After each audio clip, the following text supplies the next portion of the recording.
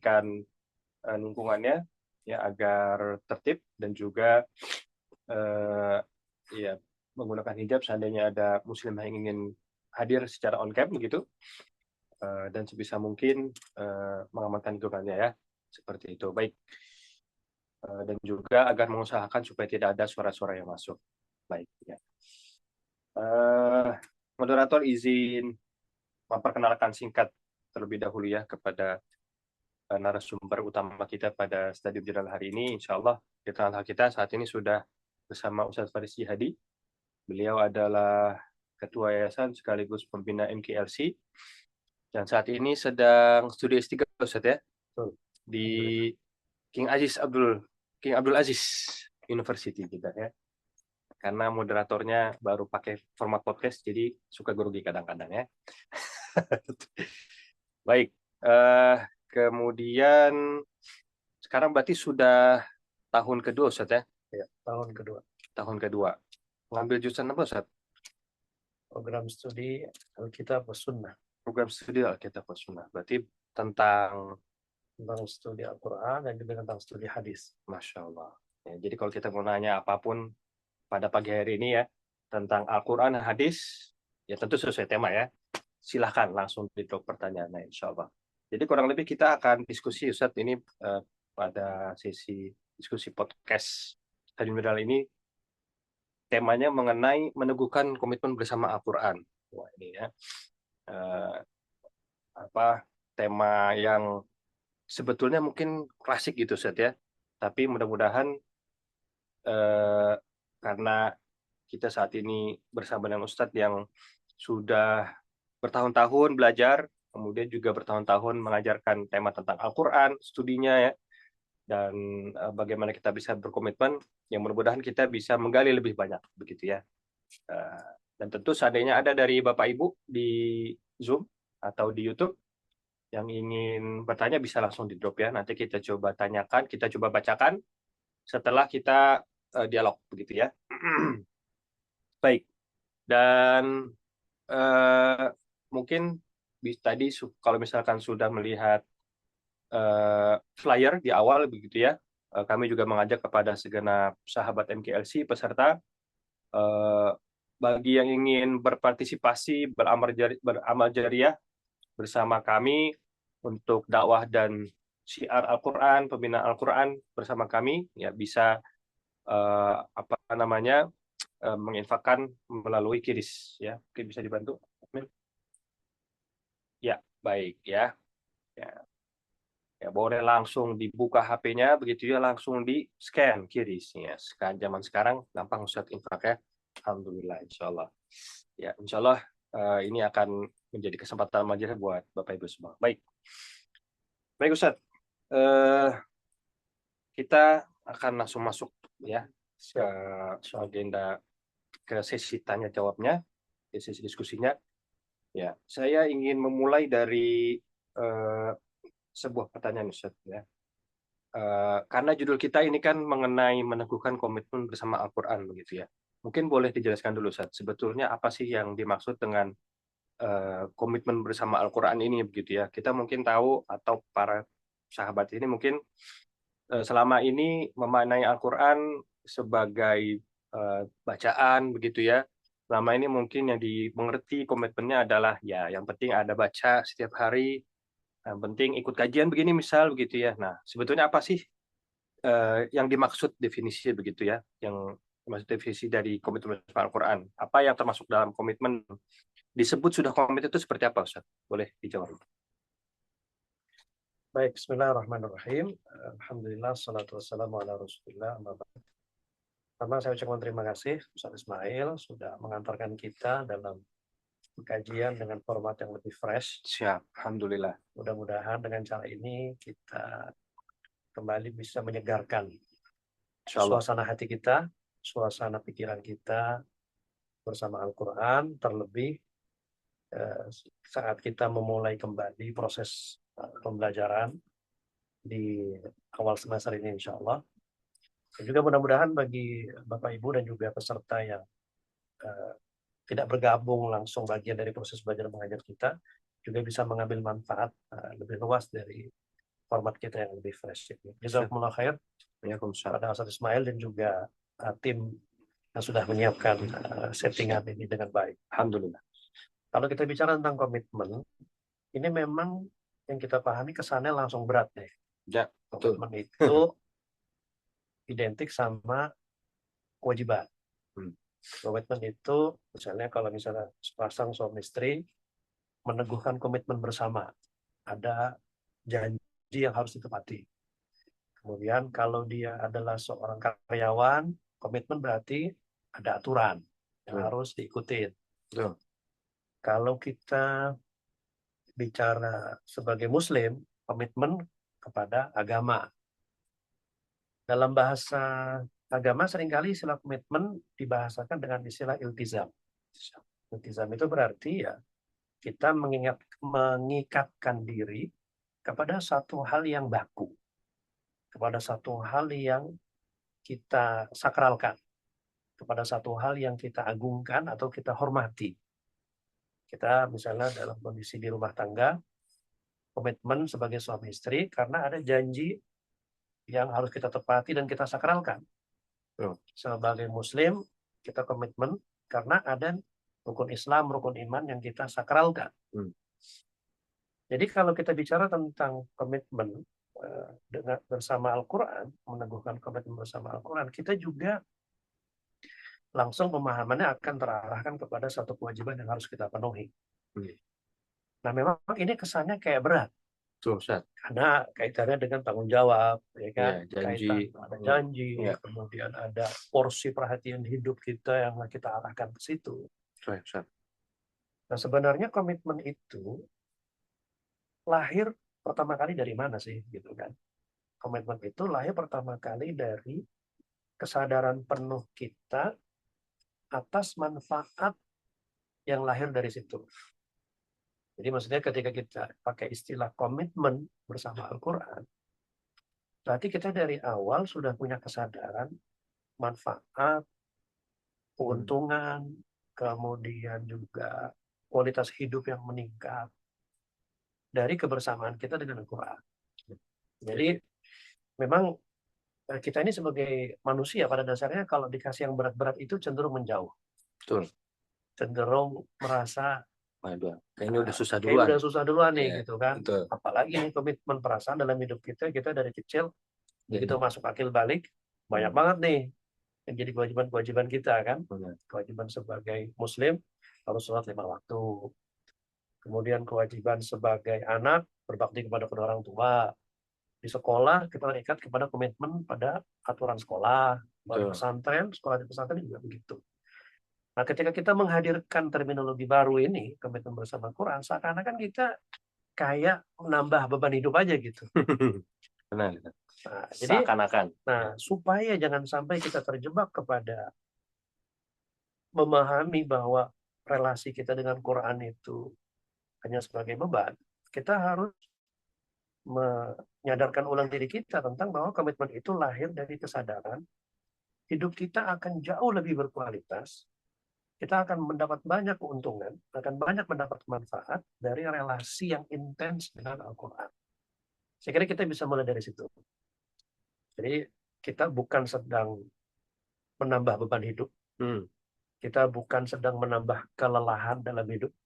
Kita juga tidak sedang menambah kegelisahan dan keletihan dalam hidup. Karena hidup ini, apalagi in this economy, gitu kan? Udah terlalu banyak beban hidup kita. Padahal bisa jadi komitmen bersama Quran itu bisa membuat hidup kita jadi lebih berkualitas, lebih bermakna. Saya kira kita bisa mulai dari situ.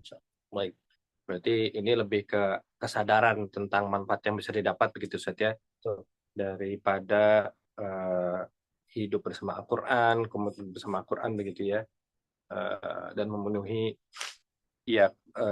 tanggung jawab dan juga kewajiban-kewajibannya seperti itu ya. Baik. Nah, pertanyaan berikutnya berarti kita disebut berhasil. Apa yang standar minimumnya begitu ya? Kita tadi sudah bicara bahwa dengan memulai dari kesadaran komitmen bersama Al-Quran itu sesuatu yang sebetulnya insya Allah bermanfaat begitu ya, bukan kemudian menjadi beban-beban baru gitu ya. baga- bagaimana untuk kemudian kita sebagai muslim ini sampai pada tahap oke, kita disebut orang yang sudah insya Allah kita sudah disebut sebagai yang sudah komitmen Al-Quran begitu. Ya, Bare minimumnya gitu ya kalau bare kata minimumnya. bare minimumnya. Ada Padahal nih tanggung jawabnya mungkin gede nih. Dan orang kalau nyari manfaat kebanyakan sekarang ya kalau misalkan cari apa namanya pencerahan hidup, petunjuk hidup gitu ya, ya mungkin jarang merasa langsung berat kalau misalkan langsung ke Al-Quran gitu langsung buka. Kadang-kadang nyarinya dari narasumber yang lain gitu ya, atau dari influencer-influencer gitu ya, atau dari ya tokoh-tokoh figur yang mungkin sebetulnya ya nggak langsung ke Al-Quran gitu ya. Boleh dielaborasi Ustaz? baik. Menarik kalau kita lihat bagaimana ungkapan Quran sendiri tentang relasi kita dengan Quran tuh nih batas minimalnya kayak gimana sih? Hmm. Ada banyak ungkapan ya. Ada ungkapan Allah Subhanahu wa taala dalam Quran yang langsung to the point. Misalnya dalam surat Az-Zukhruf Allah bilang kepada Nabi kita Nabi Muhammad SAW, "Fastamsik billadzi uhiya ilaik." Berpegang teguhlah kamu wahai Muhammad SAW dengan apa yang sudah diwahyukan kepadamu. Itu ungkapan yang to the point dan kesannya itu emang berat. Karena pakai ungkapan istamsik. Bahasa dasarnya adalah amsik. Tapi Allah Subhanahu wa taala ditambahin pakai sin dan ta. Ala wazni al-istimsak. Nah, istamsik itu kata para ahli tafsir fihi mubalaghah. Ada penekanan, ada stressing lebih kuat. Itu dalam surat Az-Zukhruf. Tapi kita tidak bisa mengatakan langsung ke level itu karena yang menjadi mukhatab, orang yang diajak bicara dalam ayat itu adalah Rasulullah SAW langsung. Dan memang perintah itu juga berlaku buat kita juga. Seperti itu. Tapi perintah itu, kalau dalam konteks saat turunnya ayat itu, dalam surat Az-Zukhruf itu, ketika Rasulullah SAW berada di depan godaan dan tantangan-tantangan yang berat oleh musuh-musuh beliau di Mekah. Sebelum itu, sebelum Az-Zukhruf, ada awal surat Al-A'raf yang saya kira kalau kita analisis secara efek kejiwaannya, itu juga lebih menyentuh dari aspek kalau kita mau meletakkan bare minimum komitmen kita dengan Quran. Allah SWT berfirman, Alif Lam Mim Shad, kitabun unzila ilaika, fala yakun fi sadrika harajun minhu. Itu kata Allah SWT bilang gitu. Ini adalah kitab yang diwahyukan kepadamu. Ini juga khitab kepada Rasulullah SAW, tapi juga buat kita semua sebagai umatnya. Kata Allah Ta'ala, fala yakun fi sadrika harajun minhu. Jangan sampai di dalam dadamu ada perasaan berat terhadap Quran. Fala yakun fi sadrika harajun minhu. Perasaan berat itu gimana sih? Haraj itu kata para ahli tafsir disebutnya sebagai ad-dhiq, rasa sempit dalam dada. Jadi memang Quran ini dalam ayat yang lain, inna sanulqi 'alaika qawlan tsaqila, memang berat. Tetapi Allah Ta'ala di saat yang sama dalam surat Al-A'raf bilang, fala yakun fi sadrika harajun minhu. Fala yakun fi sadrika harajun minhu. Jangan sampai ada rasa sempit di dalam dada, di dalam dadamu. Kenapa? Karena pada dasarnya ketika Allah Subhanahu wa taala menurunkan Al-Qur'an, itu Quran itu dideskripsikan Allah Subhanahu wa taala sebagai nikmat. Memang inna sanulqi 'alaika qawlan tsaqila sebagai tanggung jawab. Tapi di saat yang sama Allah juga bilang Ar-Rahman 'allamal Qur'an misalnya. Kasih sayang Allah itu digambarkan dengan cara penyebutan nikmat pertamanya adalah pengajaran Al-Quran. Pengajaran Al-Quran sebagai nikmat gitu. Nikmat pertama sebelum bilang khalaqal insan 'allamahul bayan. Sebelum menyebut nikmat surga dan neraka, fabi ayyi ala'i rabbikuma tukadziban. Nikmat yang pertama disebut setelah penyebutan Asmaul Husna Ar-Rahman adalah 'allamal Quran. Jadi menjawab pertanyaan tadi tentang bare minimumnya tuh kayak gimana sih? Ya. Sebelum kita meneguhkan komitmen atau komitmen paling minimal adalah jangan sampai kita punya merasa berat di dalam hati, perasaan berat di dalam hati dalam hubungan kita dengan Al-Quran. Itu aja dulu. Karena dari situ barulah kita bisa membangun kebersamaan yang sifatnya kontinu. Oke. Schedule yang lebih tertata. Hmm. Kemudian jadwal membaca yang rutin, harian. Ya, Kemudian nanti kalau level berikutnya upaya belajar yang lebih intens. Begitu seterusnya. Saya kira begitu. baik, berarti memulainya dari jangan sampai ada Duduk, rasa kakak duduk. sempit begitu ya, Betul. dan Cin, duduk di betul-betul sofa kakak adek. memaknai Al-Quran Cin, itu duduk. sebagai nikmat terbesar begitu ya Betul. dari Ar-Rahman ya, dari Allah yang Maha Penyayang begitu ya. Baik. Nah, kemudian kita masuk ke realita dan tantangan zaman sekarang nih Ustaz ya. Kalau misalkan mulainya tadi dari apa namanya, merasakan Al-Quran ini bukan sesuatu yang menyempitkan gitu ya, dan mulai memaknai apa sebagai nikmat terbesar. Sementara zaman sekarang ini dengan mudahnya kita bisa mencari nikmat-nikmat yang instan gitu ya. Sebut saja yang saya pegang sekarang ya. Betul. Ya, kadang jadi setan gepeng gitu kan. Kadang jadi malaikat gepeng. Gitu. Betul. Malaikat nggak gepeng, alhamdulillah ya. Maksudnya julukan gitu ya. Tapi kalau bahasa Gen Z-nya juga gitu kan, cari kesenangan dengan instant dopamin melalui scrolling, melalui apa namanya sosial media gitu ya.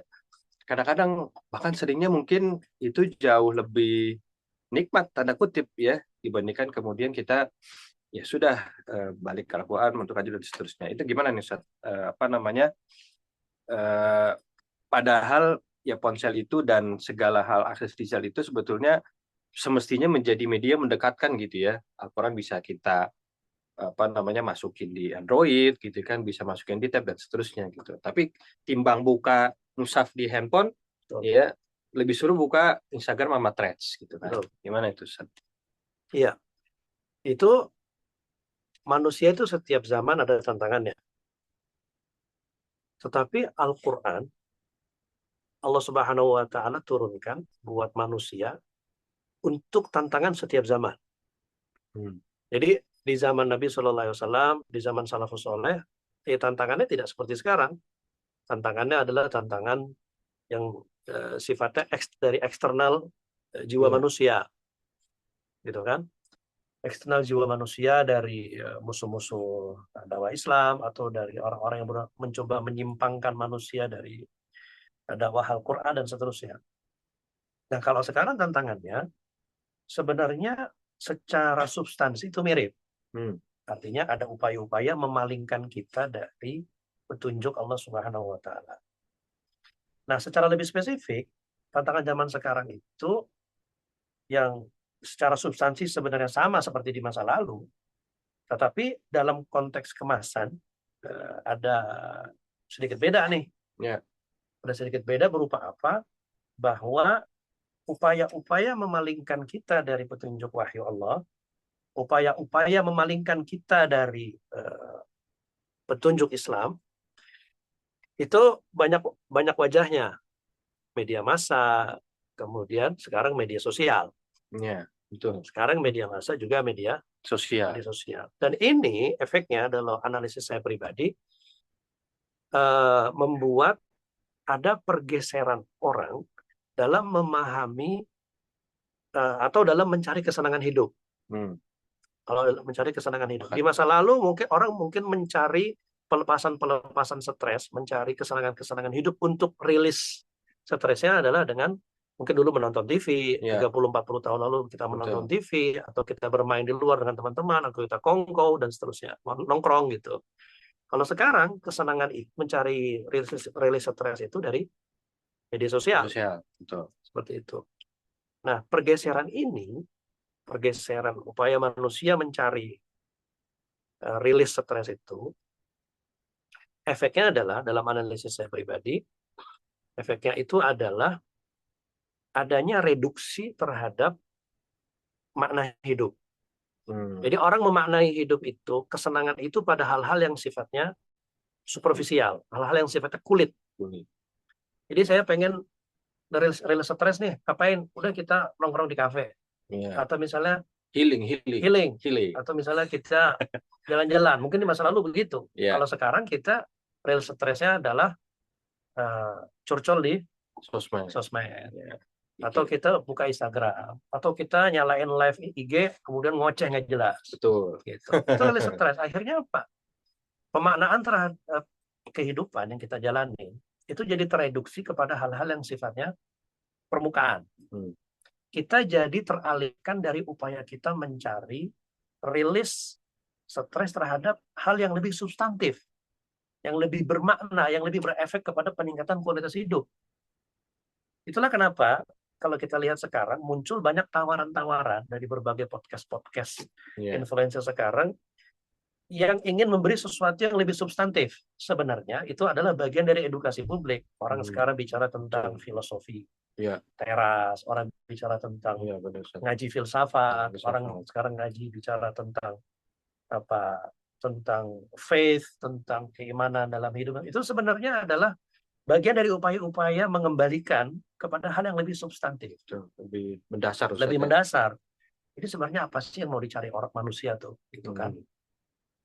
Karena memang manusia itu ketika dia mau merilis stresnya dan mencari dopamin, mau yang di permukaan, yang seketika, gitu kan, dan dia menghabiskan berjam-jam di situ, atau dia mau mencari hal yang lebih substantif, gitu.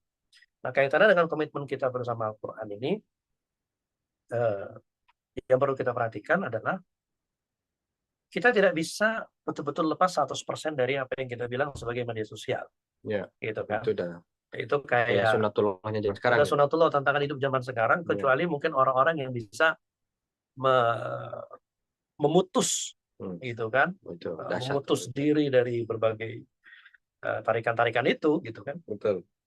Nah, kita nggak bisa lepas 100%. Tetapi kita bisa memetakan, kita ini mau mencari, kita bisa memetakan apa yang kita konsumsi. Kita ini mau mengisi ruang berpikir kita, ruang jiwa kita, dengan sesuatu yang lebih bermakna, atau dengan sesuatu yang hanya di permukaan, yang dangkal. Itu akan berefek kepada cara kita berpikir, cara kita bertindak, cara kita berperilaku, cara kita menilai sesuatu, dan satu-satunya hal yang paling berefek besar dalam hidup adalah kalau kita mengikuti petunjuk Al-Quran. Jadi biarkan kita seringkali takjub dengan kuat-kuat para filosof. Kita seringkali takjub dengan kuat-kuat para penulis. Dengan kata-kata mereka yang menyihir, dan Rasulullah SAW tadi bilang dalam hadis yang sahih, inna minal bayani la sihra. Sesungguhnya bagian dari bayan, kekuatan argumentasi dan retorik itu ada sihirnya. Nabi yang ngomong inna minal bayani la sihra wa inna minasy-syi'ri la hikmah. Dan bagian dari syair itu ada hikmah. Rasulullah ingin mengatakan, hati-hati kita tersihir oleh kemampuan retorika orang, oleh kemampuan bicara orang, oleh kemampuan pilihan diksi yang digunakan orang, baik para filosof maupun penulis. Bisa jadi itu sesuatu yang sangat bermanfaat dalam hidup, meningkatkan kualitas hidup kita, atau bisa jadi dia bisa mengalihkan kita dari tujuan hidup yang memang diperintahkan Allah buat kita, yaitu ibadah. Namun pertanyaan dasarnya di zaman sekarang, kita sebagai milenial dan Gen Z yang sedang raising our alpha generation, gitu kan. Betul. 100% correct. 100%. Itu adalah, pernahkah kita betul-betul membiarkan kalam Allah itu secara natural masuk ke dalam ruang jiwa dan pikiran kita? Pernahkah kita memutus sejenak tarikan-tarikan media sosial itu, kita letakkan handphone kita 1 jam membaca mushaf dan membiarkan kalam Allah Subhanahu wa Ta'ala itu masuk ke dalam jiwa, pikiran, dan hati kita tanpa adanya distraksi-distraksi yang lain? Coba deh kita lakukan itu. Kalau orang sekarang pengen meningkatkan kualitas hidup, dari banyak coach-coach, life coach ya, atau trainer-trainer atau motivator bilang, tutup handphone 1 jam sebelum tidur, maka rasakan kualitas hidupmu akan berubah dalam 1 pekan. Betul. Sekarang Detox. detox. Sekarang bisa nggak misalnya, gitu kan, setelah kita bangun tidur, 1 jam dulu bersama mushaf. Tanpa kita membuka media sosial, tanpa kita memegang apa disebut sebagai asyaitonul akhras, setan bisu ini, gitu kan, yaitu handphone gitu. Iya. Dan kita pernahkah mensurvei diri kita sendiri setelah 1 pekan kita melakukan itu, kualitas hidup kita seperti apa? Karena kita tidak pernah benar-benar jujur dan tulus melakukan itu. Betul. Kita hanya pengen sekedar menggugurkan kewajiban hari itu. Sohe. Ya. Saya kira Kalau kadang-kadang gugur, kadang-kadang hidup lagi. Kadang-kadang ya, gitu. Kadang gugur, kadang nggak gugur. Ya, seperti itu. Siap. Ya, betul Ustaz. Artinya itu bisa jadi salah satu tips ya. Artinya untuk kemudian detox ya, tanda kutip, barangkali kita bisa coba gitu dengan realita tantangan zaman sekarang yang sangat dekat dengan sosial media, bahkan sebetulnya Musafun juga ada di Android kita gitu ya. Tapi kita kecenderungannya masih mencari yang instan-instan ya, dan tidak kembali langsung gitu kalau Quran itu salah satu caranya dengan melakukan detox harian begitu ya, berjarak dan betul-betul membiarkan Al-Quran itu masuk ke dalam relung jiwa dan pikiran kita tanpa ada distraksi.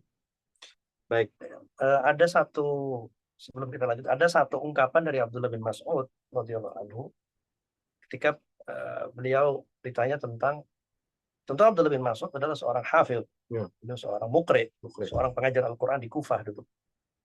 Dan sanad Al-Quran kita berujung kepada Abdullah bin Mas'ud. Yang hafiz. Ya, riwayat hafiz itu berujung juga kepada Abdullah bin Mas'ud. Ya. Beliau itu pernah berpesan, artinya beliau itu seorang sahabat yang hafidh, ya Quran itu ya sudah di dalam dadanya begitu. Tapi beliau pernah mengatakan, adimun nazar fi kitabillah. Adimun nazar. Adimun nazar artinya adalah dawamkan, kontinuakan, ya terus meneruslah melihat mushaf, melihat Al-Quran. Jadi seringkali kita dengan alasan pengen melancarkan hafalan, tutup aja, atau dengan alasan udah lanyah nih kata orang Jawa, udah lancar, udah ngelotok gitu. Hafalannya di luar kepala. Di luar kepala. Meskipun mayoritas kita di luar tuh emang belum pernah masuk. Gitu kan? Di luar Abdullah bin Mas'ud berpesan, mau kamu sudah hafal di luar kepala atau belum hafal karena memang belum pernah masuk ke kepala, itu harus punya wirid, rutinitas melihat dawamun nazar fi al-mushaf, fi kitabillah. Maksudnya apa? Maksudnya begini, yang ingin kita ambil ini. Kalau kita beralasan bahwa di dalam handphone ini sudah ada aplikasi mushaf, gitu kan? Itu seharusnya kita memaknainya, itu tidak akan pernah menggantikan mushaf yang fisik. Itu tidak akan pernah menggantikan mushaf yang fisik. Kenapa? Karena itu sebenarnya adanya aplikasi-aplikasi itu dilahirkan atau diproduksi untuk dalam kondisi-kondisi darurat, dalam kondisi-kondisi di mana kita tidak ada mushaf fisik, kemudian kita membuka itu untuk menuntaskan kewajiban hari itu. Tetapi kita jangan menjadikan itu sebagai menu utama harian kita.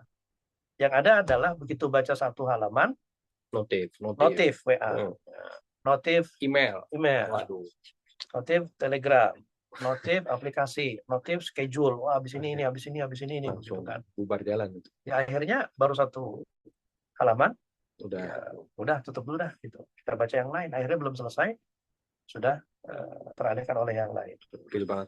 Jadi saya kira tetap kita sebagai muslim perlu kita ada menu harian kita itu cuma berdua dengan mushaf tanpa adanya distraksi.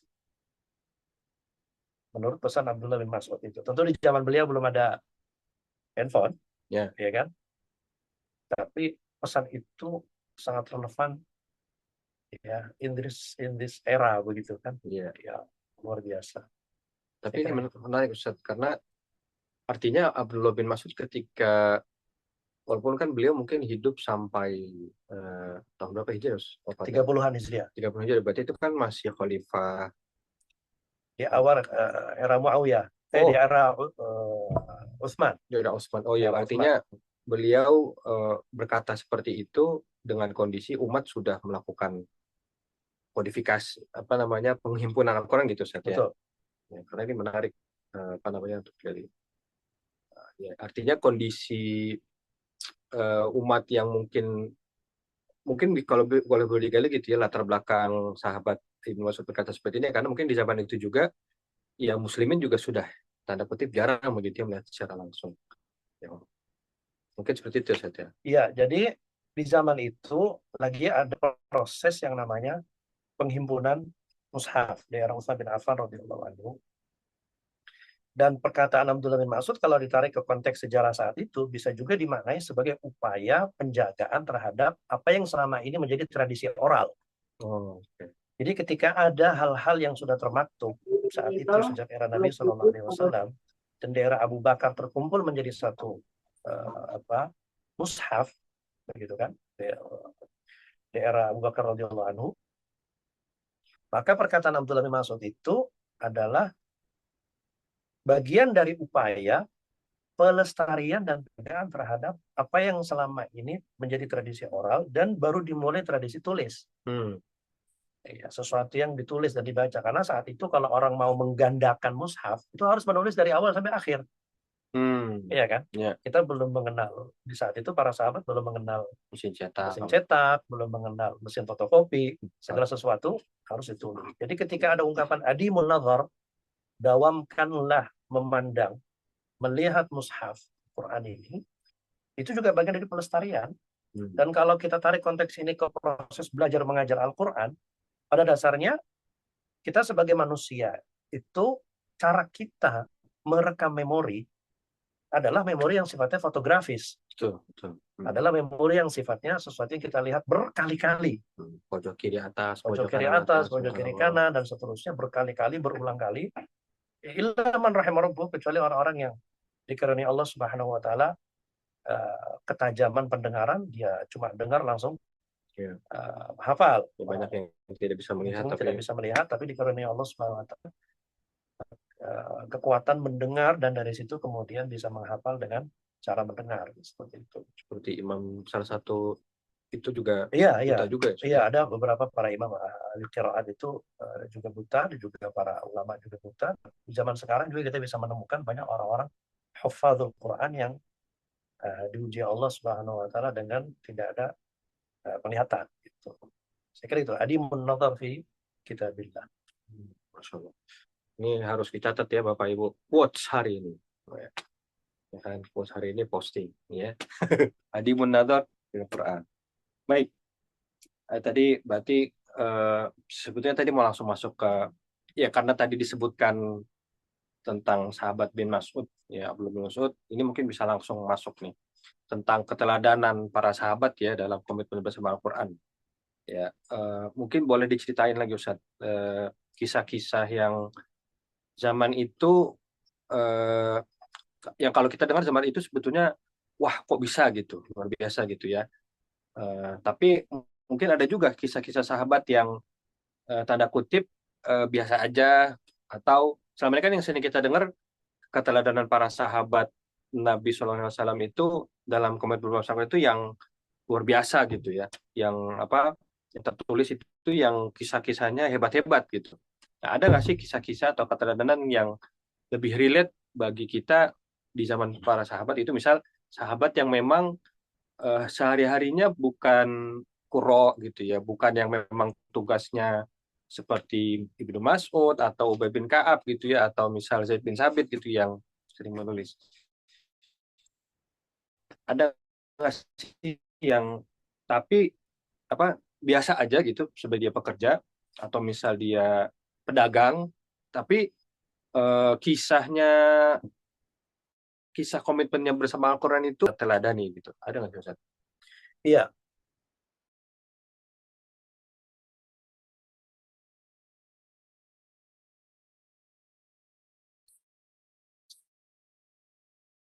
sebenarnya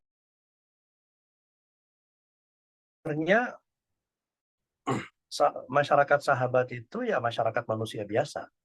masyarakat fi ismah. Jadi secara kolektif mereka itu maksum, secara kolektif. Tetapi secara personal, kualitas iman orang bisa berbeda-beda.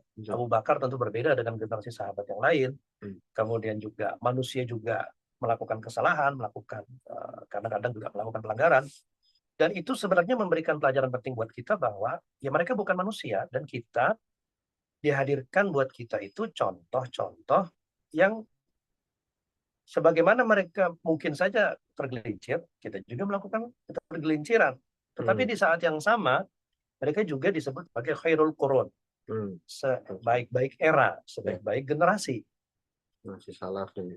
Nah, apa yang membuat mereka berbeda? Tentu ada satu aspek yang dimana kita tidak bisa sampai ke situ, yaitu bahwa mereka menjadi bagian dari orang yang menyaksikan turunnya wahyu. Itu sudahlah Allah Ta'ala kasih itu buat mereka sebagai privilege. Iya. Nggak bisa itu kita menyamai mereka dalam bab itu.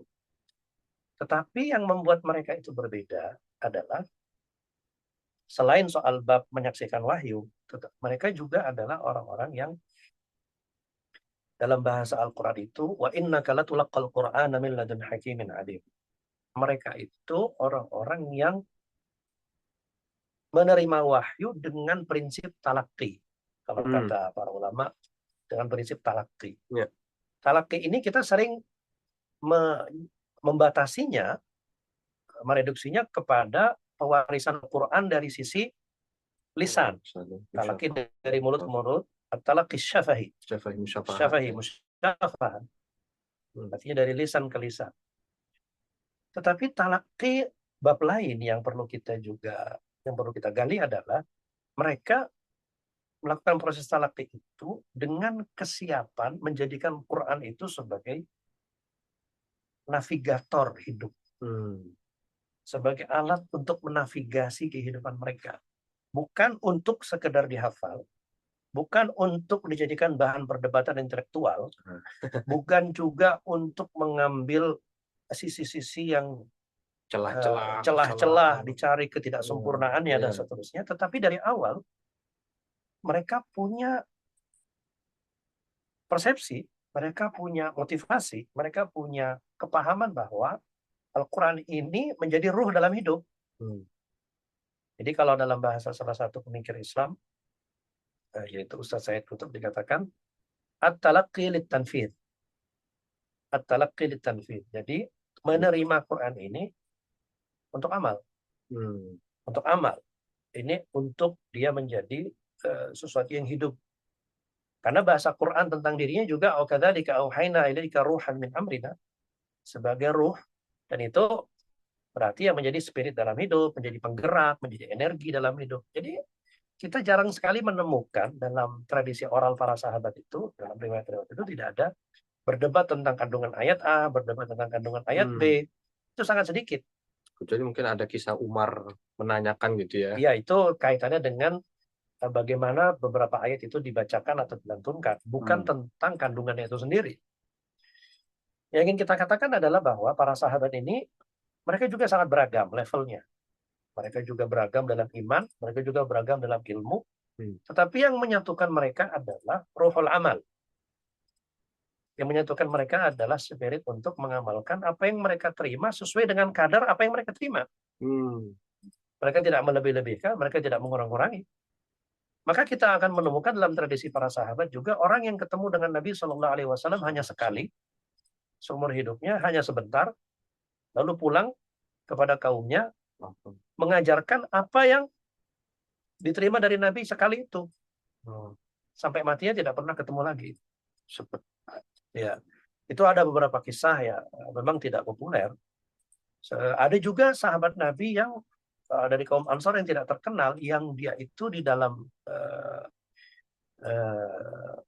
sejarah kodifikasi Al-Quran menjadi penentu kesempurnaan Al-Quran, yaitu Khuzaimah bin Thabit Al-Ansari radhiyallahu anhu, sebagai penghafal 2 ayat terakhir dari surat At-Taubah. Laqad ja'akum rasulun min anfusikum azizun 'alaihi ma 'anittum harisun 'alaikum bil mu'minina raufur rahim. Hanya beliau ini. Fa in tawalla faqul hasbiyallah.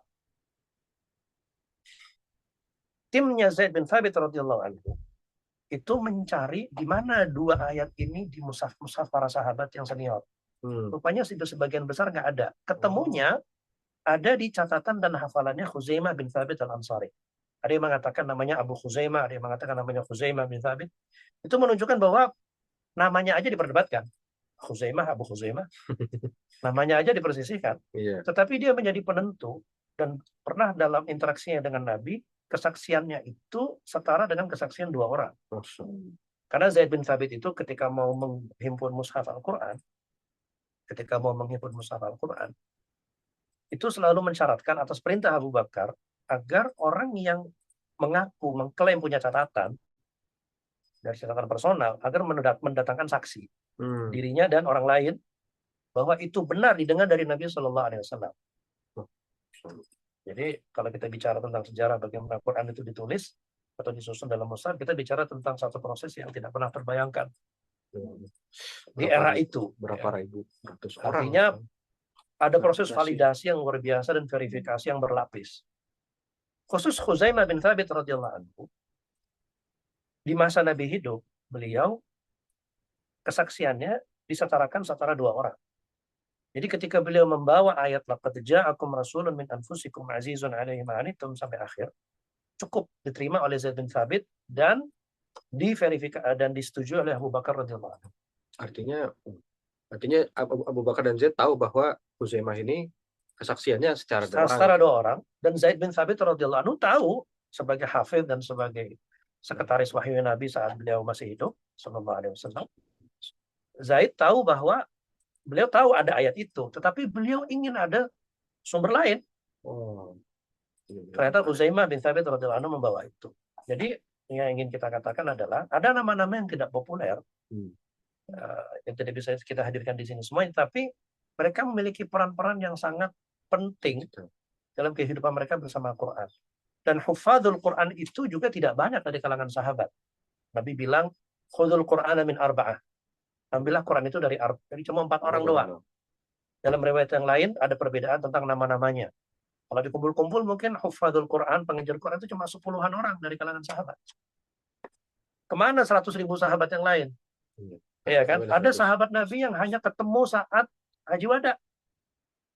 Ada sahabat Nabi yang baru ketemu dari kalangan, ada yang datang dari Najran, datang dari Hunain, datang dari mana-mana, yang baru ketemu setelah tahun 9 Hijriah. Setelah 80% Quran itu sudah turun semua. Gitu. Jadi ketemu Nabi beriman, wafat dalam keadaan Islam dan mengamalkan apa yang sampai kepada dia dari agama ini. Jadi cukup dengan itu kemudian menjadi orang-orang yang generasi terbaik. Radhiyallahu anhu majma'in. Jadi dalam bab iman, dalam bab ilmu mereka beragam. Dalam bab ilmu mereka beragam, dalam bab iman mereka beragam. Seperti itu. Ada orang seperti Sa'id bin Amir radhiyallahu anhu.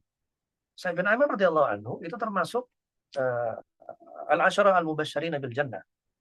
10 orang yang dijamin masuk surga. Sa'id bin Zaid, Sa'id bin Zaid.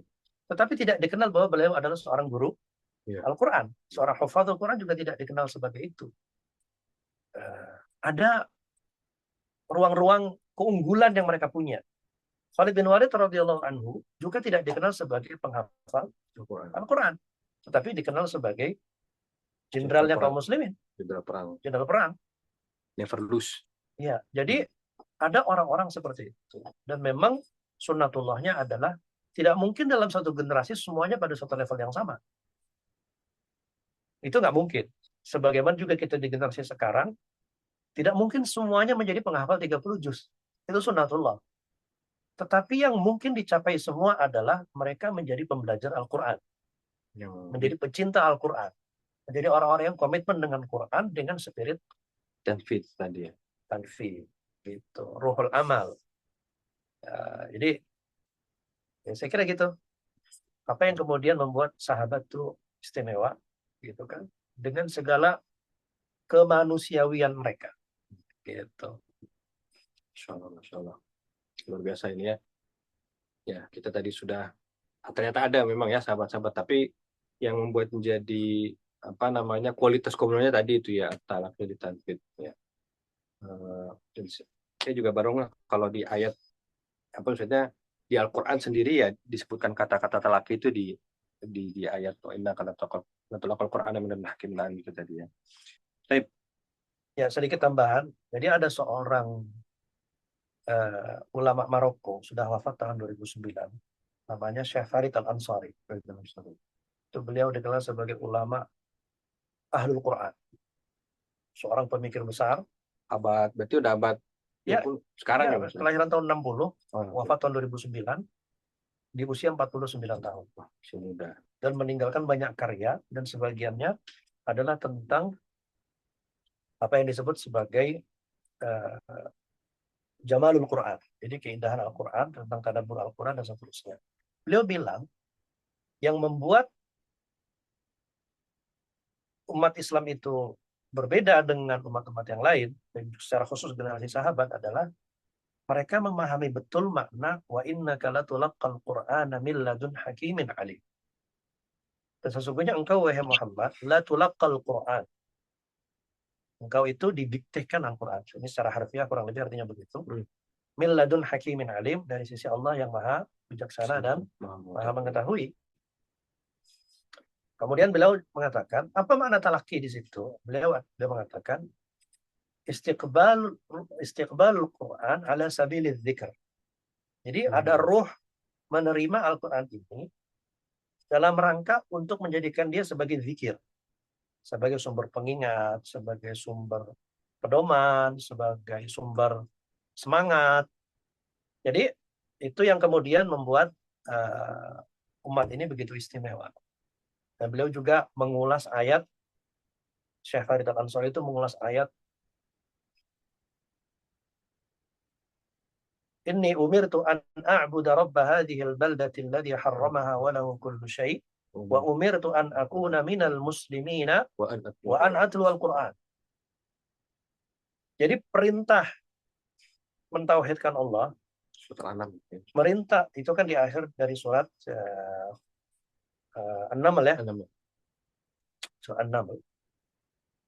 Perintah tauhid kepada Allah, setelahnya perintah menjadi bagian dari komunitas kaum muslimin, setelahnya perintah tilawah Al-Quran. Wa an atlu al-Quran. Ya. Qul innama umirtu an a'buda rabba hadhil baldati alladhi harramaha wa lahu kullu syai' wa umirtu an akuna minal muslimina wa an atlu al-Quran. Jadi diperintahkan untuk, kita ini diperintahkan untuk mentilawahi Al-Quran dengan konsep talaki yang tadi. Kata beliau begitu. Jadi itulah yang kemudian membuat kita berbeda. Tidak pernah kita berhenti menjadikan Quran ini sebagai sesuatu yang hidup dalam hidup kita. It's never about recitation only. Itu bukan sekedar tentang lantunan kita baca tiap hari, tapi dia menjadi sesuatu yang hidup. Sesuatu yang hidup, sesuatu yang menggerakkan, sesuatu yang jadi energi. Saya kira begitu. Masya Allah, Masya Allah. Baik, sepertinya sekarang waktunya kita sudah dapat banyak ya mengenai apa itu sebetulnya definisi komitmen bersama Al-Quran, kemudian juga bagaimana realita dan tantangan zaman pada hari ini ya. Kita bisa meneguhkan komitmen di tengah tantangan zaman sosial media yang secara substansi godaannya sebetulnya mirip-mirip saja dengan zaman-zaman sebelumnya, tapi mungkin bentuknya yang berbeda begitu ya, dan semakin menantang. Dan tadi kita juga sudah membahas mengenai keteladanan para sahabat ya. Kita mendengar nama-nama sahabat-sahabat yang masyhur, kemudian bagaimana kisah kualifikasi dan juga tentang kualitas komunal seorang sahabat, semua sahabat Nabi SAW ajma'in, tentang komitmen mereka bersama Al-Quran, belajar Al-Quran itu untuk dilaksanakan gitu ya, untuk kemudian diyakini dilaksanakan sebagai perubahan hidup. Nah sekarang kita mungkin kasih kesempatan Ustaz ya buat para peserta di Zoom yang ingin bertanya gitu, boleh langsung di kolom chat, atau kalau misalkan ada yang mau menyalakan audionya juga sepertinya nggak apa-apa ya. Boleh, silakan. Kami beri kesempatan dulu untuk 3 penanya ya. Silakan Bapak Ibu semua. Boleh dituliskan di kolom chat, atau kalau misalkan ada yang ingin on mic ya, kemudian bertanya langsung melalui Zoom, silakan. Mohon dibantu admin untuk memantau pergerakan pertanyaan.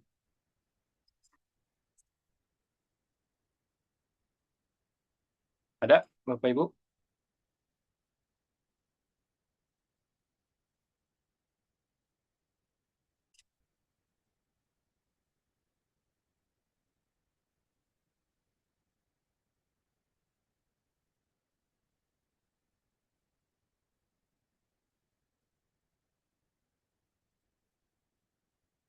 Ada, barangkali?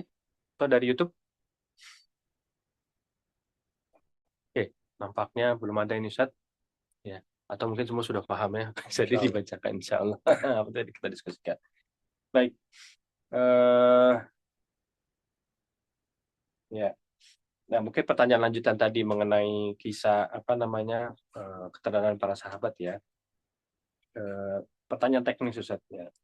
Kalau kita ingin meneladani para sahabat gitu ya, kebiasaan apa yang paling realistis untuk mulai diterapkan dalam kehidupan sehari-hari ya, kaitannya dengan ahlul kalam. Oh, ini ada pertanyaan dari kolom. So, oke baik, yang tadi dulu mungkin Ustaz, nanti kita lanjut ke kolom chat. Silakan. Ustaz. Iya. Jadi secara teknis tentu paling dasar kita punya wirid Qur'ani harian. Kita punya wirid Qur'ani harian. Kita punya jadwal kita baca Quran, tilawah Al-Quran itu setiap hari. Dan ini juga menjadi tradisi para sahabat dengan berbagai level kemampuan mereka. Mereka juga nggak semuanya setiap 3 hari hatam kok. Mereka juga nggak tiap hari, nggak setiap pekan hatam kok. Nggak semuanya kayak gitu.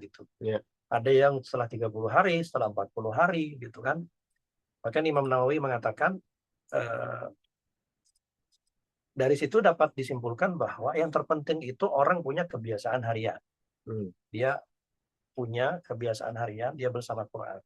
Sebagai implementasi dari ungkapan Nabi SAW, ta'ahadu al-Quran. Nah, dari istilah ta'ahadu inilah kita mengambil istilah komitmen. Jadi dalam bahasa Quran, dalam bahasa hadis memang tidak ada istilah iltizam. Tapi dalam bahasa Nabi digunakan istilah ta'ahadu. Ta'ahadu itu membersamai Quran dari waktu ke waktu. Yang tidak pernah ada jarak. Membersamai Quran dari waktu ke waktu yang tidak pernah ada jarak. Dan setiap orang punya harus punya upaya ta'ahud itu ya bersama Quran dari waktu-waktu itu sesuai dengan levelnya masing-masing. Kalau dia baru pembelajar utama, baru pembelajar awal, ya yang penting dia punya tilawah harian. Sesuai dengan kemampuannya aja. Sesuai dengan kemampuannya aja. Saya kira ada satu kekeliruan yang mungkin di sebagian para anak-anak muda yang baru belajar Islam, anak muda yang baru belajar Quran, itu ada satu mungkin pemahaman yang agak mungkin keliru, kita bisa mengatakan begitu, yaitu seakan-akan Quran itu adalah hak eksklusif bagi orang-orang yang sudah ada di pesantren. Quran itu hak eksklusif buat orang-orang yang nyantri atau jadi anak rohis atau jadi anak LDK. Yang nggak ada di situ, dia nggak perlu ada hubungan khusus dengan Quran. Seakan-akan dia begitu. Maka kemudian kita sering mendengar ada survei 80% Muslim itu dari seluruh penduduk Indonesia. Tetapi berapa yang sholat? Berapa yang baca Quran? Jadi seakan-akan Quran ini hanya menjadi kebiasaan eksklusif atau tanda kutip hak eksklusif orang yang sudah pada level jauh sekali gitu. Padahal semestinya bukan itu. Seharusnya kita setiap orang yang mengaku sebagai Muslim, mengaku sebagai orang beriman, itu harus punya standar minimal tadi. Wirid harian sesuai dengan levelnya. Baru bisa satu halaman. Baru bisa 1,5 halaman. Tetapi ada rutinitas. Ada rutinitas dia bersama Al-Quran. Nanti sampai pada titik tertentu, dia akan merasakan kayaknya saya butuh untuk lebih nih. Karena Al-Quran itu akan membuka dirinya dalam tanda kutip. Ketika kita memang membuka hati. Ketika kita memang membuka diri. Makanya dalam bahasa Nabi pun ada ungkapan sahibul Quran. Nabi SAW itu menggunakan orang-orang yang punya kedekatan spesial dengan Quran sebagai sahibul Quran atau hamilul Quran, para pemikul Al-Quran. Istilah sahib itu identik dengan mulazamah, identik dengan kelekatan. Kita nggak akan bilang orang yang cuma ketemu sekali dua kali sebagai sahib kan. Kita nggak akan bilang teman tetapi duduknya jauh, ngobrol cuma sesekali selama setahun pas sekolah. Kita nggak akan bilang sebagai sahabat. Betul. Ya kan? Nah, Quran juga begitu. Dalam ungkapan Nabi Shallallahu Alaihi Wasallam, orang yang punya kelekatan yang berbeda itu disilakan sebagai sahib. Nah, kita yang baru pada belajar mungkin belum bisa sampai pada level sahib. Tapi ketika kita terus membuka diri, meletakkan arogansi kita, ya kan, meletakkan kesombongan kita, egonya kita letakkan dulu, distraksi kita taruh dulu, kita sejenak bersama Quran.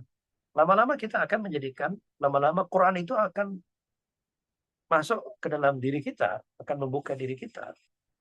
Dan kemudian kita insya Allah akan menjadi sahibul Quran. Jadi saya kira ini sesuatu yang sudah kita ketahui bersama dan kita punya kebiasaan rutin saja untuk semua orang yang mengaku Muslim.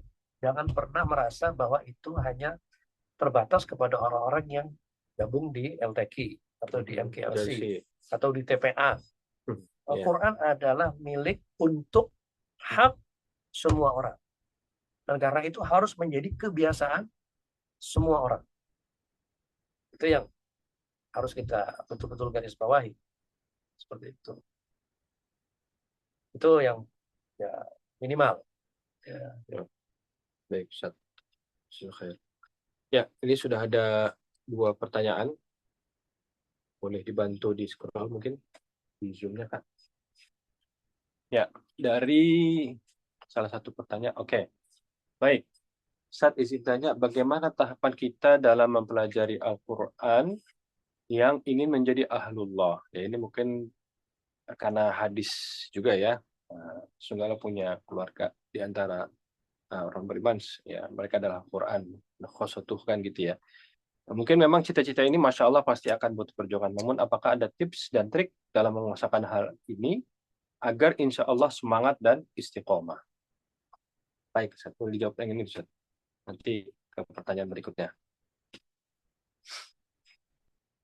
Ya, tentang ahlullah. Ahlullah itu satu ungkapan yang sangat spesifik ya dan spesial. Dalam hadis dikatakan inna lillahi ahlina minan nas. Man hum ya Rasulullah? Hum ahlullahi wa khassatuh. Ahlul Quran. Sesungguhnya sesungguhnya Allah Subhanahu wa taala punya tanda kutip keluarga. Ini kan bahasa kiasan ya. Yeah. Keluarga. Siapa mereka ya Rasulullah?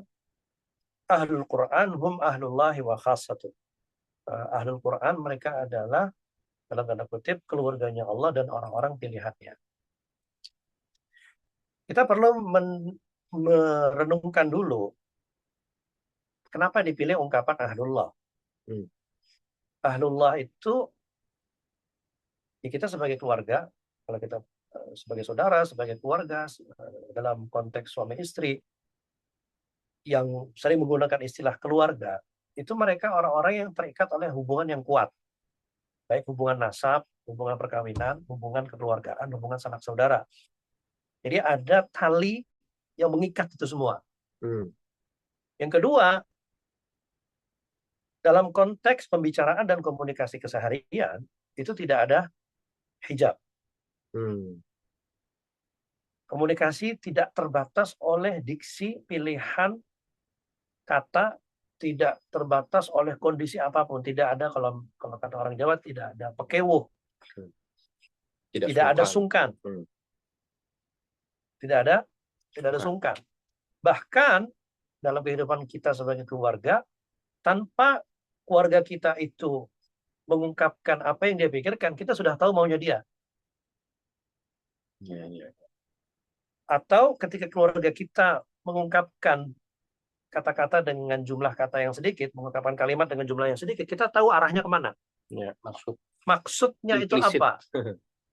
Maksud implisit dan tujuan akhirnya mau ngapain?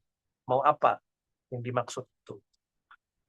Itu kalau kita analogikan atau kita kontekskan istilah keluarga ahlun itu dalam kehidupan kita sehari-hari sebagai manusia. Walillahil matsalul a'la. Dan Allah Subhanahu wa taala tentu tidak bisa dikiaskan dengan keluarga manusia. Tetapi beliau atau Allah Subhanahu wa taala sebagai pencipta kita, walillahil matsalul a'la, perumpamaan jauh lebih tinggi. Sifat-sifat kesempurnaan Allah Subhanahu wa taala. Tetapi kita bisa mengambil benang merah dari ungkapan ahal yang dipakai itu, bahwa pertama, kita betul-betul terikat. Orang yang menjadi ahlul Quran itu adalah orang-orang yang terikat hubungan erat dengan Allah Subhanahu wa taala. Dia bukan sekedar berhenti pada batas minimal tilawah harian. Tetapi dia punya wirid qiyamul lail, berduaan dengan Allah Subhanahu wa taala. Dia punya wirid salat sunnah mutlak, membaca kalam Allah Subhanahu wa taala. Dia punya wirid istima', mendengarkan Al-Quran. Dia punya wirid tadabbur. Dia punya wirid menggali inspirasi dan makna dan pesan-pesan Allah Subhanahu wa taala dalam Quran. Karena punya habit begitu bersama Al-Quran, maka selain terbentuk hubungan yang sangat dekat dan erat, maka dia tahu ketika Allah Subhanahu wa taala misalnya menyatakan, innal ladzina qalu rabbunallahu tsumma istaqamu fala khaufun 'alaihim wa lahum yahzanun. Ketika dia sedang mengalami kegundahan dalam hidup, ketika dia sedang mengalami kekhawatiran-kekhawatiran di masa depan, atau ketakutan, kesedihan-kesedihan akibat peristiwa-peristiwa di masa lalu, dia tahu jalan keluarnya. Allah Ta'ala tuh maunya dari kita tuh ngapain? Innal ladzina qalu rabbunallahu tsumma istaqamu. Itu kan? Atau misalnya ketika kita dihadapkan kepada orang-orang yang membenci kita, dihadapkan kepada orang-orang yang ingin memalingkan kita dari tugas kita sebagai hamba Allah Subhanahu wa taala, atau orang-orang yang ingin selalu memperkeruh kehidupan kita. Gitu kan? Kita tahu bahwa di dalam surat Az-Zukhruf misalnya Allah SWT menyatakan, al-akhillau yawma idzin ba'duhum li ba'din aduwwun illal muttaqin. Ya ibadi la khaufun 'alaikum al-yawma wa la antum tahzanun alladzina amanu bi ayatina wa kanu muslimin. Orang-orang yang dulu di dunia ini kita berkeluarga,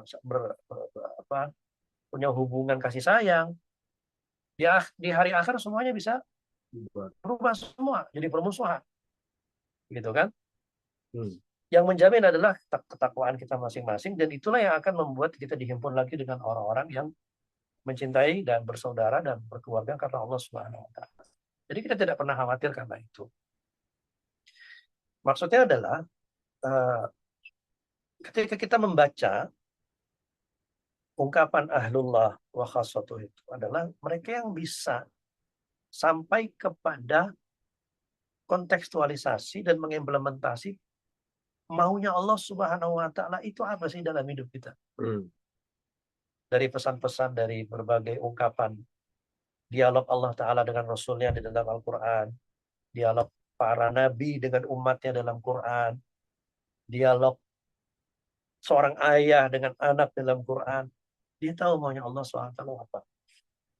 Jadi pada hakikatnya, ketika kita menyatakan di dalam ungkapan harian kita, iyyaka na'budu wa iyyaka nasta'in ihdinas siratal mustaqim, dan seterusnya itu, kita sebenarnya sedang dalam upaya yang terus-menerus untuk mendefinisikan muradullahi ta'ala. Maunya Allah Ta'ala dari hidup kita itu apa. Ya, jadi itulah saya kira kalau kita mau sampai pada level ahlullah, ada tangga-tangga, ada makom-makom yang pada dalam ungkapan Ibnu Qayyim itu sebagai madarijus salikin fi manazili iyyaka na'budu wa iyyaka nasta'in. Tangga-tangga para penempuh jalan. Salik. Ya. Fi manazili iyyaka na'budu wa iyyaka nasta'in, dalam tingkatan-tingkatan iyyaka na'budu wa iyyaka nasta'in. Ya, kita sebagai pembelajar awal mungkin belum sampai ke situ, tapi kita harus memulai karena Quran ini semuanya kita terkena kewajiban. Itu. Wallahu a'lam. Mudah-mudahan terjawab ya. kakak yang tadi bertanya. Baik, berikutnya izin bertanya Ustadz, apakah boleh tetap membaca Al-Quran melalui mushaf meski kita sedang uzur atau haid? Karena kita punya mental illness dan gangguan jin nasab untuk penguatan diri kita. Oh, jadi ini berarti baca Qurannya langsung mashul mushaf ya, megang mushafnya. Gitu boleh atau enggak? Karena sebab-sebab ini ya. Apakah tetap kita tidak boleh tilawah melalui mushaf karena sebab unsur ini? Dan cukup murojaah dan zikir saja ya tanpa melihat mushaf. Jazakumullah khair Ustaz. Iya, tentu kalau kita membaca pertanyaan ini sebagai pertanyaan fikih, jawabannya adalah mayoritas ulama menyatakan tidak boleh. Dan kalau kita mau mencari solusi sebenarnya banyak. Karena dan kita yang dalam kondisi sedang diuji oleh Allah Subhanahu wa taala, kita memerlukan tentu obat. Ya ayuhan nasu qad ja'atkum mau'izatun min rabbikum wa shifaa'un lima fis sudur. Wahai manusia, jadi ketika Allah pengen ngasih tahu obat jiwa kita, itu tidak bilang ya ayyuhalladzina amanu. Ya ayuhan nas. Semua orang beriman. Semua orang itu percaya nggak percaya ya di mana tuh? Iya. Ungkapannya ya ayuhan nas, tapi yang akan mengambil manfaat secara total ya ayyuhalladzina amanu, orang yang beriman. Karena ungkapan ya Yohanes itu setelah ngajak orang kepada Quran. Karena Quran ini juga buat orang yang tidak beriman juga sebenarnya. Karena hudal linnas, ya kan? Nah, orang yang diuji oleh Allah Subhanahu wa taala dengan cobaan-cobaan dalam hidupnya, apa yang disilahkan oleh penanya sebagai mental illness atau gangguan jin dan seterusnya. Itu sebenarnya dia punya jalan keluar kalau kita mau rigid dari aspek jawaban fikih. Kalau kita tetap tidak mau melanggar aturan fikih itu adalah dengan ibadatul istima'. Ubudiyatul istima'. Jadi mendengarkan Al-Quran. Mendengarkan Quran. Karena Allah Ta'ala sendiri bilang di dalam akhir surat Al-A'raf menyatakan wa idza quri'al Qur'anu fastami'u lahu wa ansitu la'allakum turhamun. La'allakum turhamun itu dalam bahasa Quran itu pasti. Dalam bahasa Arab la'alla itu litaraji. Maksudnya sesuatu expected tapi mungkin iya mungkin enggak. Tapi dalam bahasa Quran la'alla itu litahqiq. Pasti. Karena Allah Ta'ala yang bilang. Karena Allah SWT yang bilang wa idza quri'al Qur'anu fastami'u lahu dengan syarat istima'. Bukan sama. Intensif. Beda antara sama dengan istima'. Antara hear dan listen. Antara hear dengan listen. Gitu. Jadi kita seringkali sekedar nyetel YouTube live dari Haram kan ada 24 jam. Oh, ganti qori, ganti bacaan gitu kan. Selesai itu kewajiban istima'? Belum. Atau ibadah istima' itu udah selesai belum? Malah nggak masuk. Itu baru sama. Ya ada barokah insya Allah gitu ya. Ada barokah, ya ngusir kesepian hati kita, ngusir jin yang mungkin ada di rumah jin yang jahat ya. Kalau jin yang muslim baik itu ikut mendengar.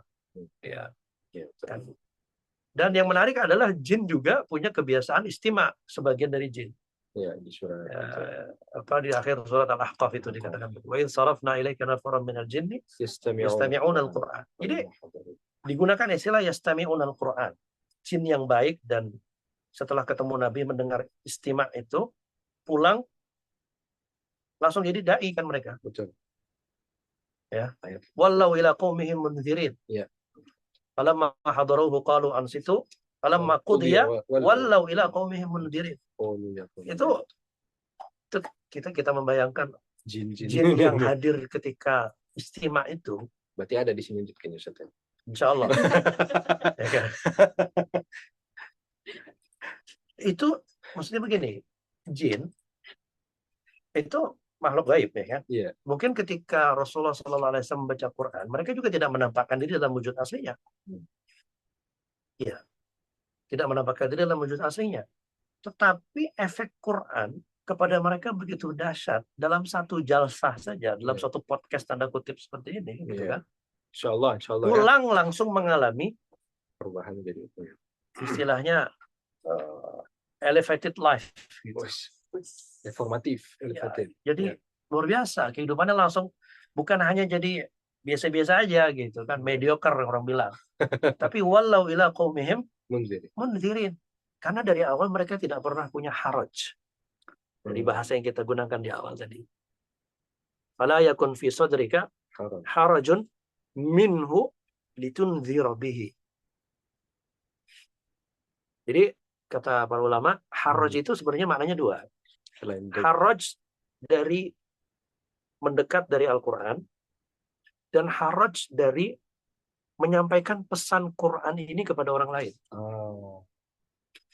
Nah, jin itu ketika dia mendengar yastami'un Al-Quran, mereka nggak ada haraj di situ. Hadaruhu qalu ansitu. Mereka bilang satu sama lain, jangan berisik. Kita dengerin baik-baik. Setelah tuntas, bubar, wallau ila qaumihim mundzirin. Berbalik dan Mereka jadi para penyebar risalah Al-Quran. Mereka menjadi para penyebar pesan Al-Quran. Apakah mereka sudah langsung talaki 30 juz di situ dari Nabi? Enggak. Enggak, pertemuan sekali. Pertemuan sekali. Ada yang mengatakan itu case-nya sama dengan turunnya surat Al-Jin, ada yang mengatakan tidak. Kasus yang berbeda. Tapi maksudnya adalah itu pertemuan sekali dua kali lah, anggaplah begitu. Ya kan? Falamma qudiya wallaw ila qaumihim, setelah pulang dari para penyebar kasih sayang Al-Quran. Karena bahasanya jin itu adalah apa namanya? Qalu ya qaumana inna sami'na kitaban unzila min ba'di Musa musaddiqan lima baina yadayhi yahdi ila al-haqqi wa ila tariqin mustaqim. Langsung deskriptif, bicara tentang Quran itu langsung deskriptif. Ketemu sekali langsung bisa mendefinisikan nih Quran ini dahsyat ini. Inna sami'na Quran itu juga kan. Inna sami'na kitaban, kami ini mendengar sebuah bacaan, sebuah kitab yang diturunkan setelah Musa. Musaddiqan lima baina yadayhi yahdi, sebagai pembenar terhadap apa yang sudah diturunkan kepada Musa yang di Taurat. Yahdi ilal haqqi wa ila tariqin mustaqim. Ya qaumana ajibu da'i Allah. Jadi istimewa itu dari cerita jin itu tidak sekedar sama.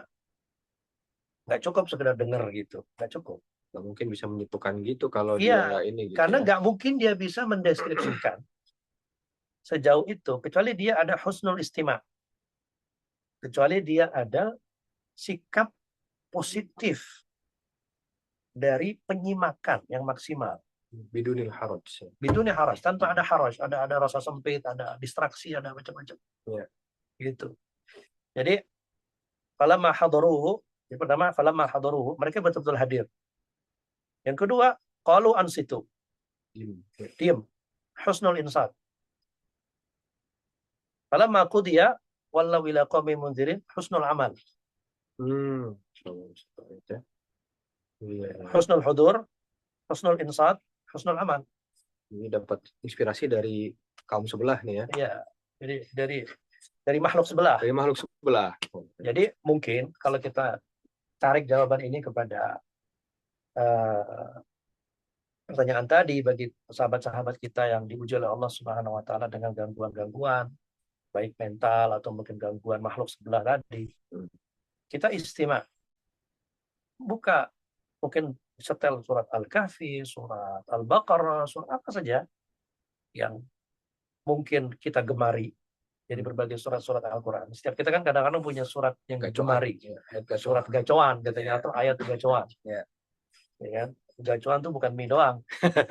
Ya kan? Tapi juga ada ayat-ayat gacoan. Ya, kurang sponsor di sini ya. Ya kan? Kalau Gen Z biasanya lagi di jalan, masuk musola di mall, bacanya Qul huwallahu ahad.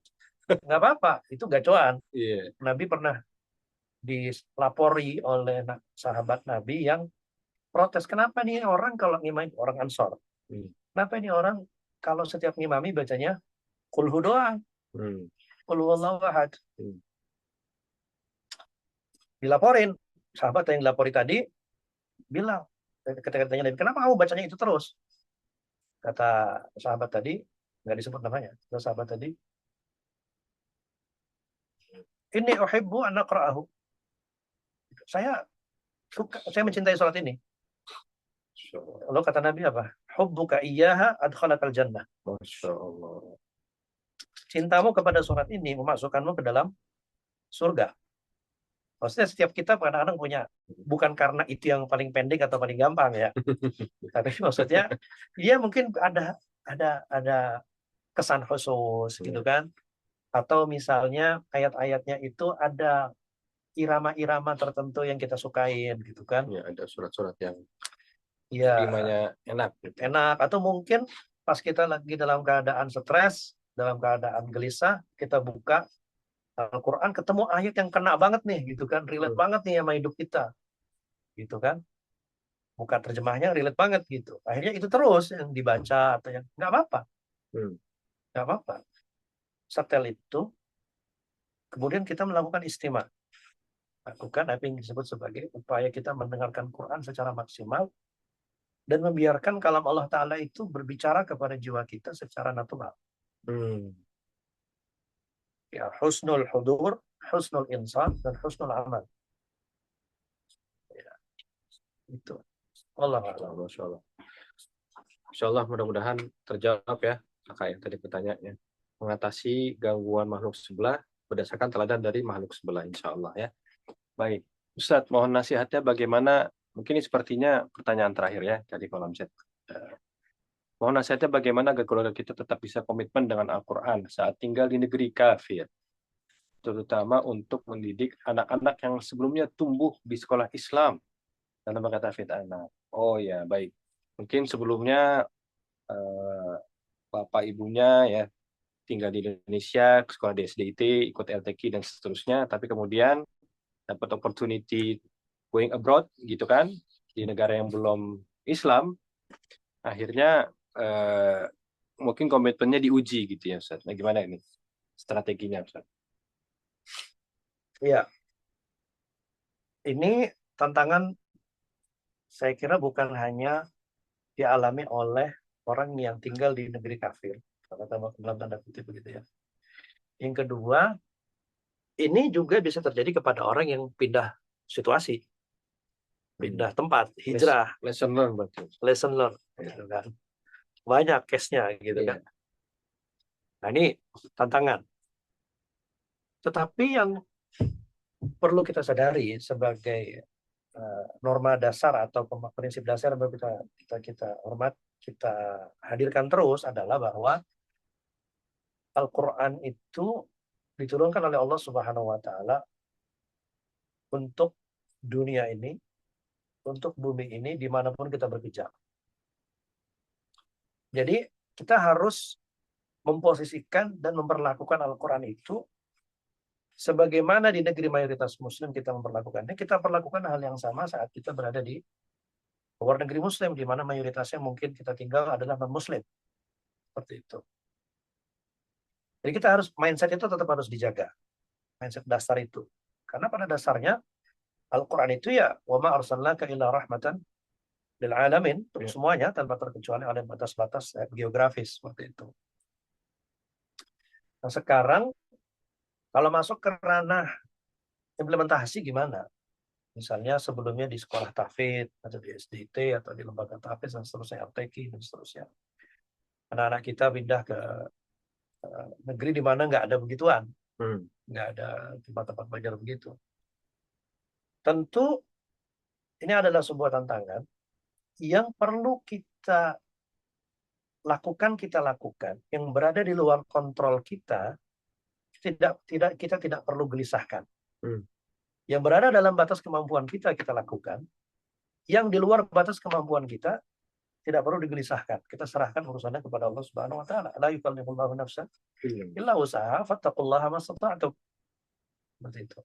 Nah, sekarang yang membuat kita gelisah saat kita tinggal di negeri di mana tidak banyak Muslim atau tidak banyak masjid, tidak ada TPA dan seterusnya adalah karena kita selama ini ketika kita tinggal di negeri-negeri Muslim, secara khusus di Indonesia, kita seringkali menyerahkan proses belajar Quran itu kepada lingkungan, kepada lembaga, kepada TPA, kepada sekolah, kepada SDIT. Akhirnya mindsetnya terbentuk terus-menerus begitu.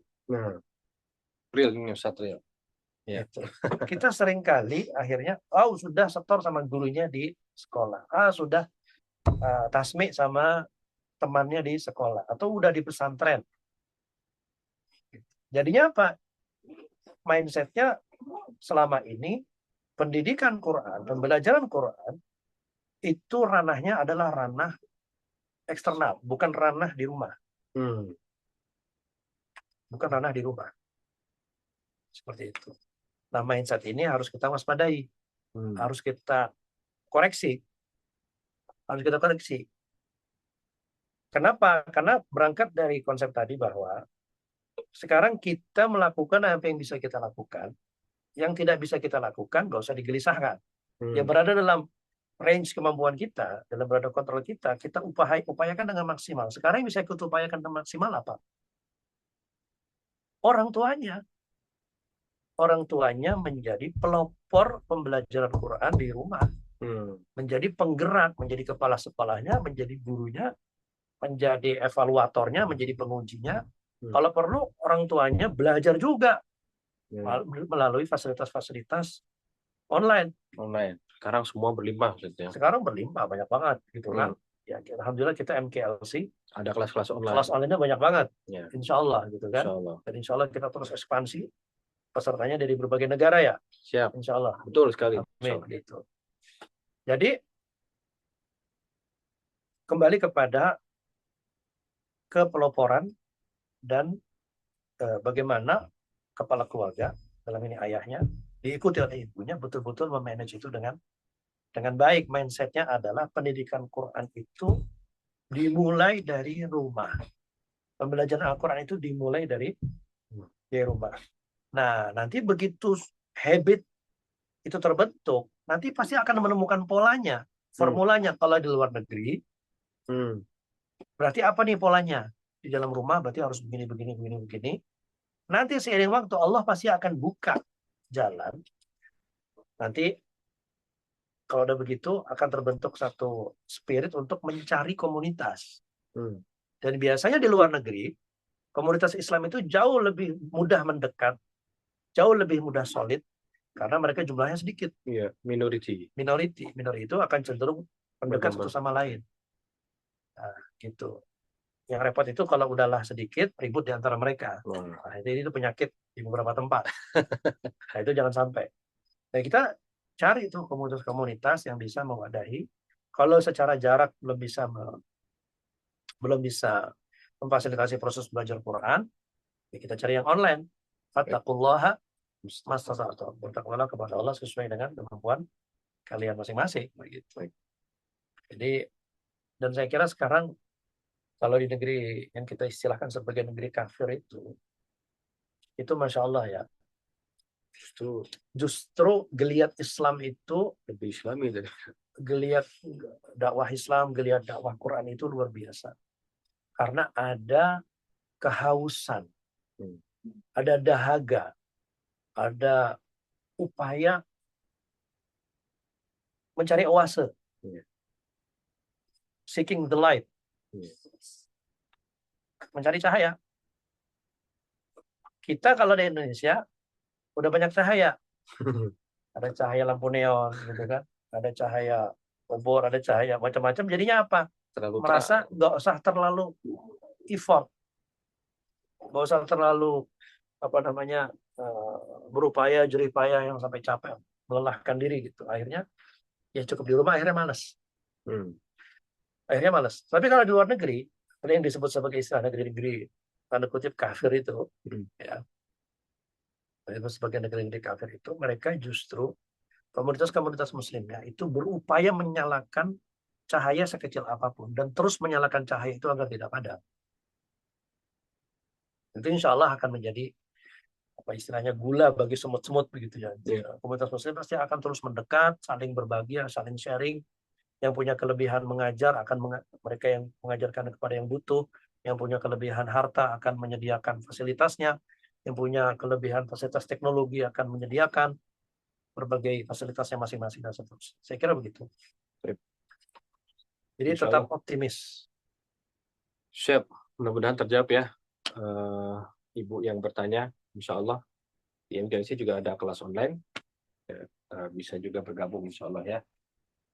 Baik, insya Allah itu tadi tanya jawab. Kita masuk ke closing Ustadz. Barangkali ada nasihat penutup ya, khususnya bagaimana kita bisa istiqomah untuk berkomitmen terus bersama Al-Quran begitu ya. Boleh Ustadz sebagai penutup. Baik, sebagai nasihat penutup,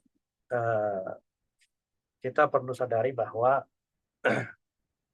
kehidupan kita ini butuh navigasi, butuh sesuatu yang mengarahkan dan mendefinisikan tujuan. Kita nggak bisa jalani hidup ini semata-mata kayak air mengalir.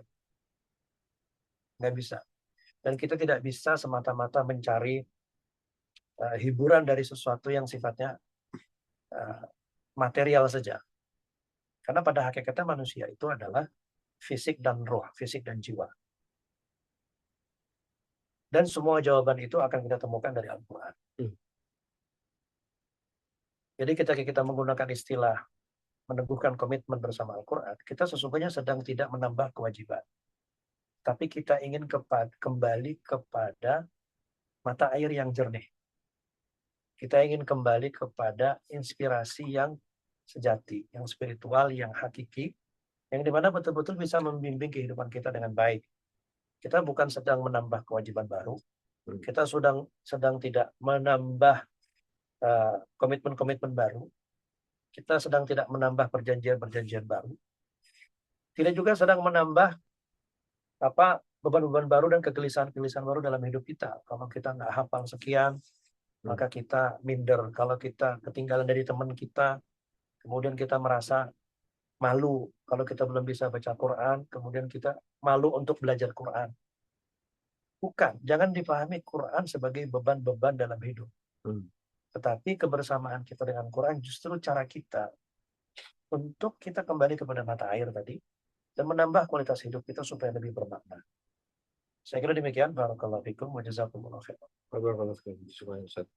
Demikian pesan penutup daripada Stadium General kita ya, meneguhkan komitmen bersama Al-Quran.